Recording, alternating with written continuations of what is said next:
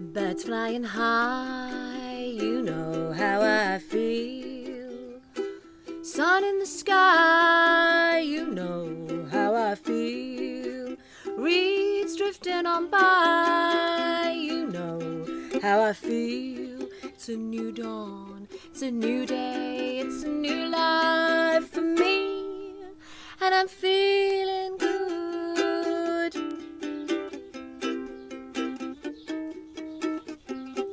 Fish in the sea, you know how I feel. River running free, you know how I feel. Blossom in the tree, you know how I feel. It's a new dawn, it's a new day, a new life for me, and I'm feeling good. Dragonfly out in the sun, you know what I mean, don't you now? Butterflies all having fun, you know what I mean. Sleep in peace when the day is done. It's a new dawn, a new day, a new life for me, and I'm feeling good. Stars when you shine, you know how I feel. Scent of the pine, you know how I feel. Freedom is mine, and I know how I feel. It's a new dawn, a new day, a new life for me, and I'm feeling good.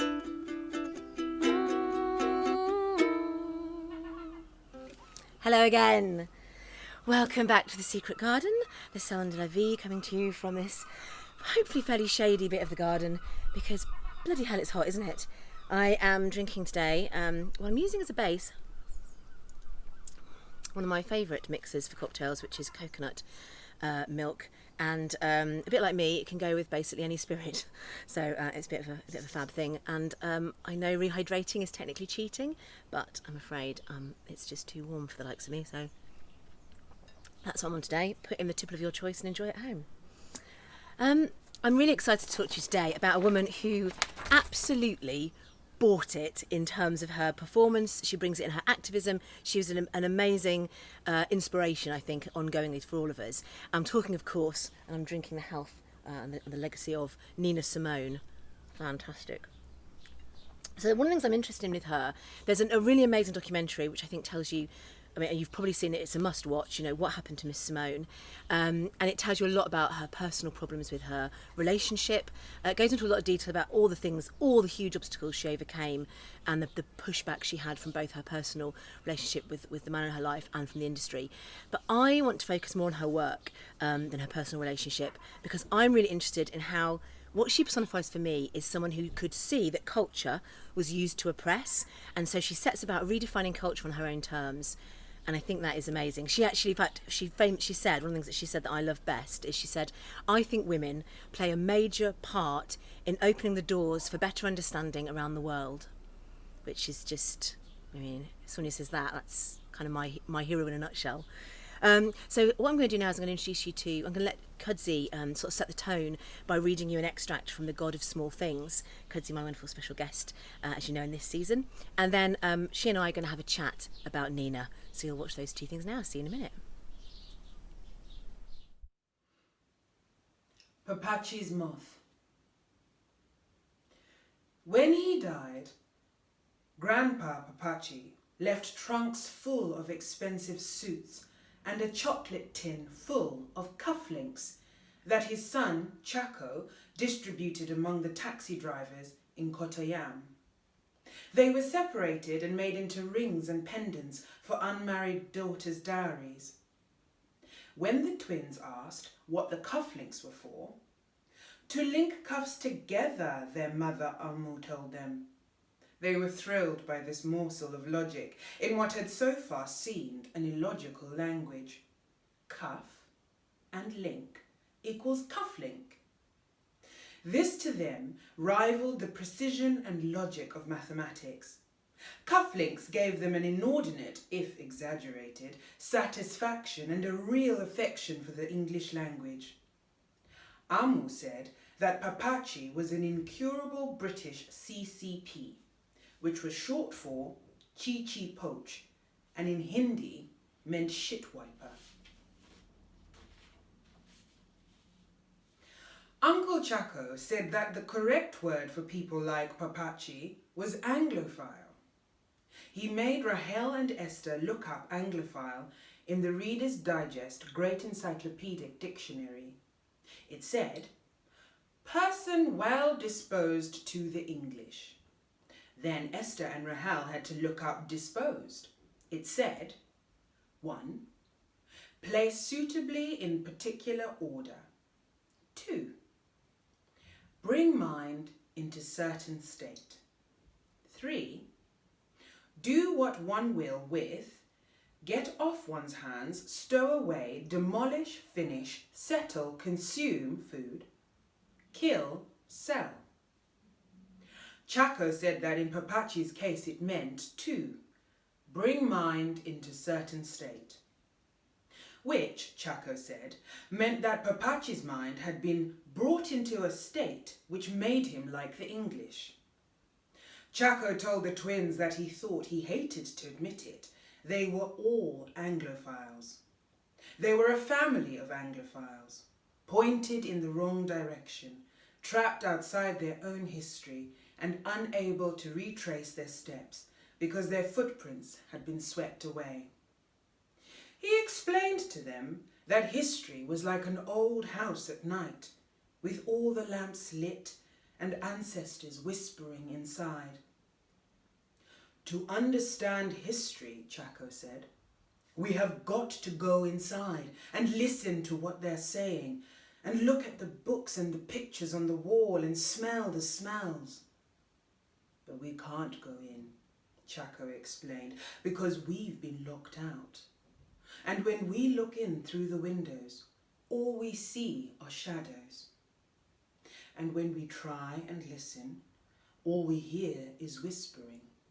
And we cannot understand the whispering because our minds have been invaded by a war that we have won and lost, the very worst sort of war.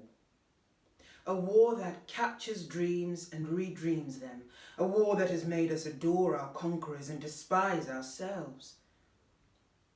We are prisoners of war, Chaco said. Our dreams have been doctored, we belong nowhere. We sail unanchored on troubled seas, we may never be allowed ashore. Our sorrows will never be sad enough, our joys will never be happy enough, our dreams never big enough, our lives never important enough to matter. Then, to give Esther and Rahel a sense of historical perspective, he told them about the Earth Woman. He made them imagine that the Earth, 4,600 million years old, was a 46-year-old woman. As old, say, as the teacher, who gave them Malayalam lessons. It had taken the whole of the Earth Woman's life for the Earth to become what it was, for the oceans to part, for the mountains to rise. The Earth Woman was 11 years old, Chaco said, when the first single-celled organisms appeared. The first animals, creatures like worms and jellyfish, appeared only when she was 40. She was over 45 just 8 months ago, when dinosaurs roamed the earth. The whole of human civilization as we know it, Chaco told the twins, began only 2 hours ago in the Earth Woman's life. It was an awe-inspiring and humbling thought, Chaco said. Humbling is a nice word, Rahel thought. Humbling along without a care in the world. It was a nice thought that the whole of contemporary history, the world wars, the War of Dreams, the Man on the Moon, science, literature, philosophy, the pursuit of knowledge, was no more than a blink in the woman's eye. And we, my dears, are everything we are and ever will be. Just a twinkle in her eye, Chaco said grandly, lying on his bed, staring at the ceiling. When he was in this sort of mood, Chaco used his reading aloud voice. His room had a church feeling. He didn't care whether anyone was listening to him or not, and if they were, he didn't care whether or not they had understood what he was saying. Amma called them his Oxford moods. I suppose, yeah, it brings us to talking about Nina Simone, because of course she did throw herself completely into the civil rights movement, Yeah. and does amazing things, and is very roundly punished for that by the industry. You know, they pretty much drop her career afterwards. Not that, you know, and there's an amazing piece of footage. I don't know if you've seen it, where they get her to, she's really old and she gets to play. They ask her to play. It must be at the Grammys or something like that. I can't remember which award ceremony it is, but she's playing, you know, My Baby Just Cares for Me, and in between singing it and playing it, she intersperses it with like, no, there's no one here who can really sing or write anymore. Anyway, then the dance dancer. They don't know what it's like to graphic music. And she's like, it's just the most brilliant thing, because she just doesn't. There are no fucks given anymore. She just doesn't have them to give. She's just like, whatever. But yeah, when I say Nina Simone to you, your whole face lit up. What were you thinking? Oh man, I like, akin to emancipation. I feel like I started listening to Nina Simone when I think I was about 16, 17, and I feel like for about 2 years it was the only music I played all the time, morning and night. I just completely fell in love. Yeah, I find her story really fascinating. And I know she's very, very well known. And when we were looking into her, I was like, oh, what's, you know, maybe something a little bit interesting that's not as well known. And maybe it is, maybe everyone else knew it. And I knew it at the back of my mind that she'd spent some time in Africa, and kind of like how James Baldwin spent time in Paris and stuff. It just sort of seemed to be the thing to do as an artist. You're not a real artist until you move abroad. Yeah, absolutely. Our time will come. Oh, you've done it. You have moved abroad. You're all right. It's me. I've got it somewhere else. Sorry, carry on. She moved to Monrovia in Liberia pre-Civil War. Wow. And she was there, I think it was the early 70s. And apparently it's the inspiration for like her last album, and there's a particular song on it called Fodder on My Wings, which I absolutely love. But yeah, no, she spent time, and it seemed to really affect her, even in what she saw and what she experienced. And Liberia had the first, when sort of certain slaves, I'm massively reducing the story, it's much more complicated than this, but basically certain slaves had gotten their freedom and were effectively sent back and set up state and home in Liberia, which is why the capital is Freetown. And so I don't know if there's a connection in that for Nina Simone herself, but that's in particular where she decided to go. And I think also later when we're talking about Maya Angelou, I think Maya as well spent time teaching in Africa, and I want to say Ghana off the top of my head. She did. You're right. Yeah, she did, right? Yes, yeah, but for Nina, it sort of seemed to, her time in Monrovia seemed to have a real effect. And I think she was there for about 4 years, just sort of living life, and she was there with her daughter. But that seemed to have a real effect on her before she made her last album. And even interviews of her looking back and being asked about the civil rights movement, I think some of them were taken there or post her trip, and she was still just as passionate as ever. I think that she does that wonderful thing. Like, she really recognises, I think, the power of of narrative and the power of being othered in your own culture, or being just excluded.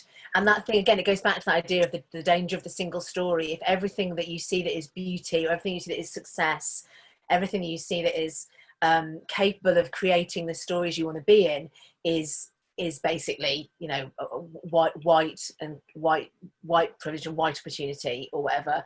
I just think that answering that with the song Young, Gifted and Black is just brilliant. And it just it just changes. It was the first time that a song had just been like, this is by you and for you, and it's right now, and you can just have it. Take this from this huge platform I have of my enormous fame. I gift it to you. And you know, and yeah, I find that I think that's a really powerful. It's a really powerful thing to do with that platform, and it's an interesting cautionary tale because she is punished after that. She doesn't get that platform again after she uses it in that way. But actually, because of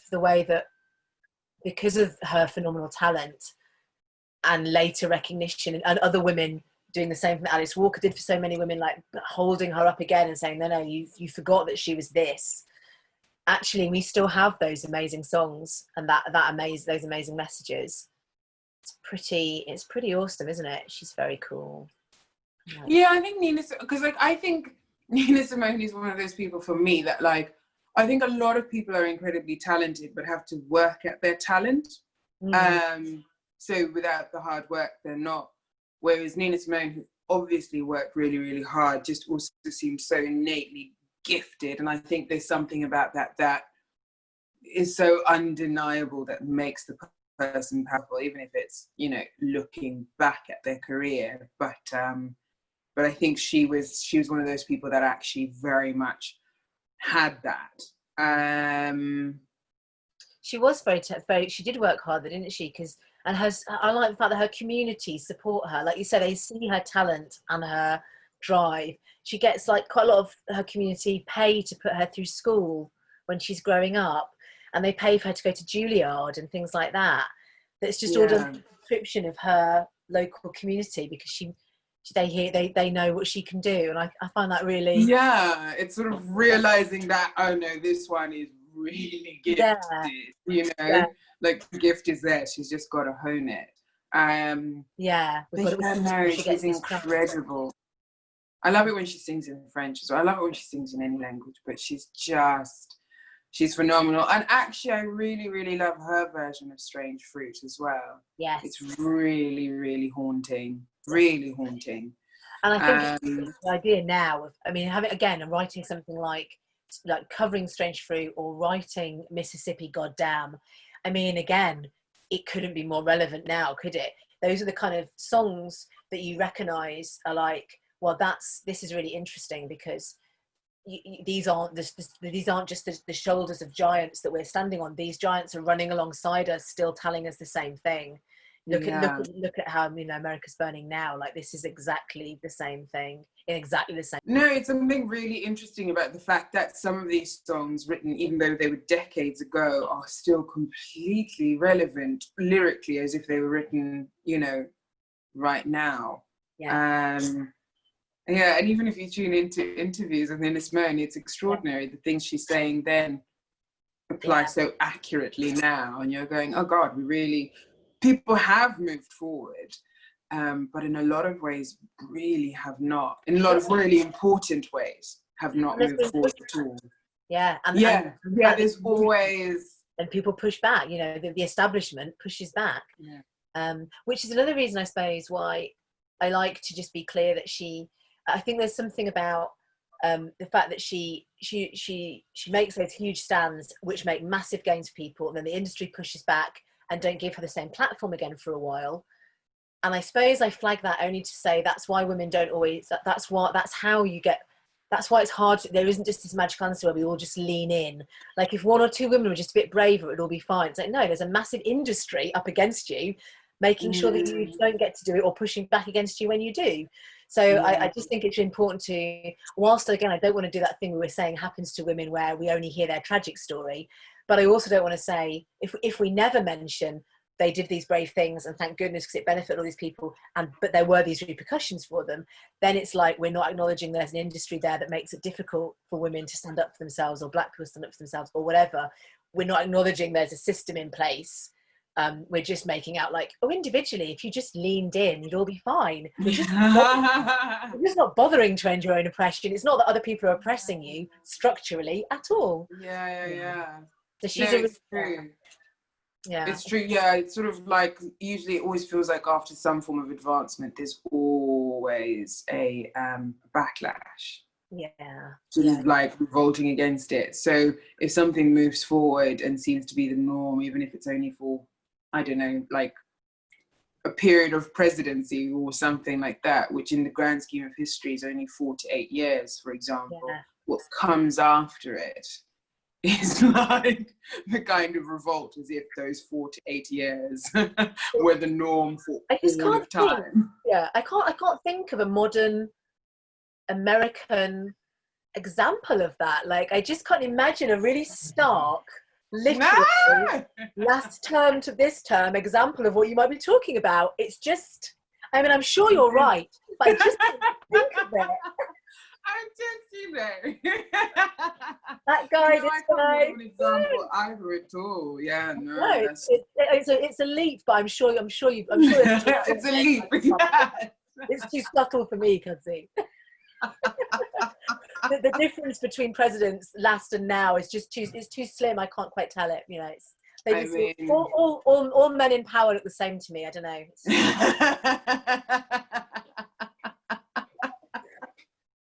So I want to tell you just 3 more things about Nina Simone that really sum her up and symbolise why she's so important to me. At the age of 12, she refuses to play at church recital because her parents are having to sit at the back in segregation. 12.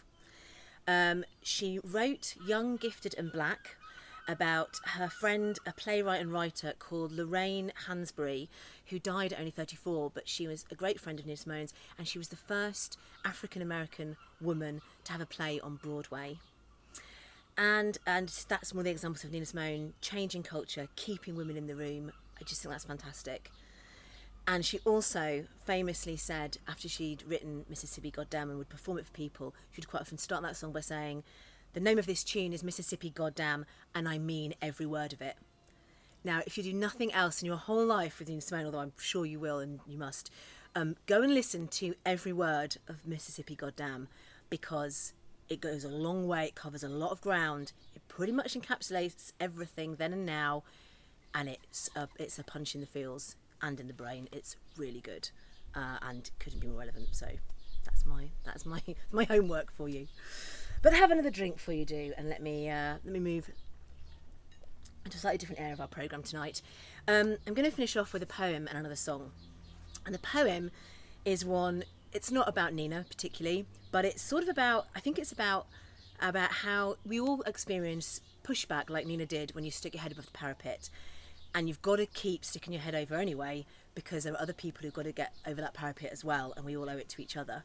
So when I'm having to make choosing those kind of battles or having a hard time or whatever, I think about Nina Simone, I play Mississippi Goddamn, and I also tell myself this poem.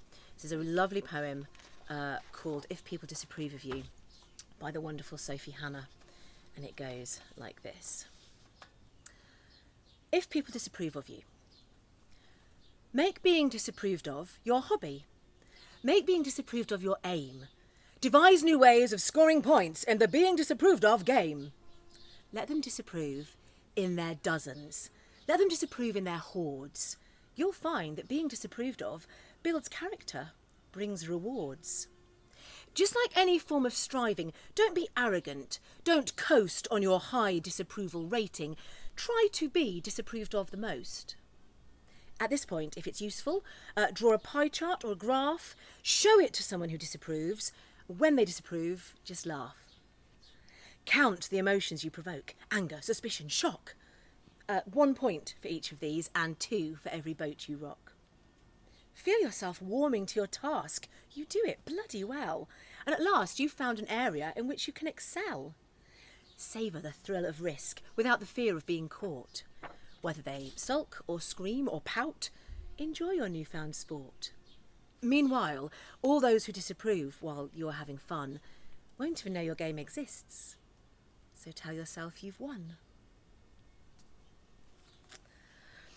So, I want to say thank you again for coming to the Salon de la Vie in the Secret Garden with me. I want to ask you, if you fancy a slightly different night but still in my company, to come to our campfire event, which is all about the amazing work we've been doing with the Greenham women and the art around Greenham. It's going to be a lovely evening on the 19th of September. And I want to ask you, if you have it in you and if you have it in your pockets, to pop a donation into the donation pot at the end there. The details are all on the credits, which are coming up in a moment. If you haven't got it this time, it's been lovely to spend the evening with you anyway. Don't sweat it, and it's just appreciated if you can spare it. It keeps me and the team in libations. Here's to you. Here's to Nina. Let's finish by remembering just really what a damn fine songwriter she was.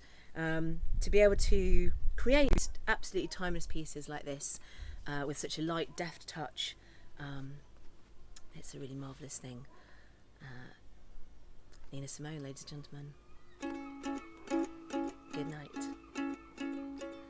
My baby don't care for shows. My baby don't care for clothes. I should just say, I'm going to dedicate this to my beloved, who has helped me to film these. Every single word of this absolutely applies to my relationship with him, and I'm so lucky. And I wish that had happened for Nina, who wrote this and did not have the same luck. I wish it for all of you. My baby don't care for shows. My baby don't care for clothes. My baby just cares for me. My baby don't care for cars and races. My baby don't care for... He don't care for high-tone places. Liz Taylor is not his style. And even Lana Turner's smile is something he can't see. My baby don't care who knows it. My baby just cares for me. Baby don't care for shows. And he don't even care for clothes. He cares for me. My baby don't care for cars and races. Baby don't care for... He don't care for high-tone places. Liz Taylor is not his style.